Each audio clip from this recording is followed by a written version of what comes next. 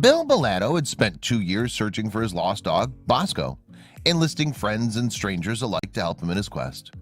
But he didn't know if, when he found him, the dog would even recognize him. That question was put to the test when Bosco's rescuer called Bill on the phone, inciting an incredible reaction from the lost pup. Bill and Bosco had lived in Westerly, Rhode Island for many years. Bosco, a 9-year-old beagle mix, was well known around the neighborhood, just like his owner. But one day in January 2014, Bosco vanished. Neighbors saw how devastated Bill was and wanted to help, but the dog was nowhere to be seen. Bosco had been hanging out in the yard and somehow managed to wrest free from his collar and escape through the fence. Bill asked his friends for help, and they set out to canvass the neighborhood and search for Bosco. Bill plastered every pole with missing dog posters and talked to police and local animal shelters. Time passed and Bosco was still not found. Months later, Bill was forced to leave to Lafayette, Colorado. Being so far away almost made him lose all hope of ever finding Bosco. But his friend back home continued to keep an eye out for the dog. Eventually, there were some sightings in the area, but no one had been able to pick him up. Knowing Bosco was out there on the streets made Bill anxious, especially as winter was approaching. The next winter, Rhode Island was hit by 3 massive snowstorms, one after the other. Bill fretted that Bosco would not be able to survive them. There were nights, horrible nights, that I wondered, especially after big storms, he told Fox 31. But something told me that he'd make it. 2 years had passed since Bosco's disappearance when Bill had received a serendipitous message. Bill was contacted on Facebook by a Rhode Island cop who told him he'd seen Bosco walking around in a nearby parking lot. Happy to know his dog was still alive, Bill sensed this was a chance to finally find him. But he couldn't go all the way to Rhode Island to look for him, so he decided to get help from an expert. Sheila Graham works at the Department of Homeland Security and is a pet detective on her spare time. When Bill contacted her and told her about Bosco, she agreed to help.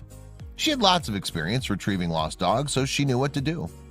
The first thing she did was set up cameras around the area where he was last seen. Then she'd have to bait him. Sheila used tasty treats like cheeseburgers, French fries, and steaks to lure Bosco into a metal trap. Bosco was street savvy, but Sheila knew she could outwit him. Bosco played a good game of chess, she said, but I love chess, so it's a matter of narrowing down his playing field. Finally, in March of 2016, Bosco was safely in Sheila's hands. It was time to break the news to Bill. As Sheila carried Bosco back to her car, she thought excitedly of Bill's reaction when he found out the good news. She decided to call him as soon as she got home. She picked up the phone, dialed his number, and waited for him to answer. But as soon as Bill's voice was heard on the receiver, Sheila was suddenly interrupted. Upon hearing his owner's voice on Sheila's phone, Bosco started howling. Bill hadn't expected Sheila to find him so soon, but he instantly recognized his dog's call. He doesn't have a bark or howl or growl, it's kind of all three together. You hear it and it stands you up straight, he told the dodo. But they were still 2,000 miles apart.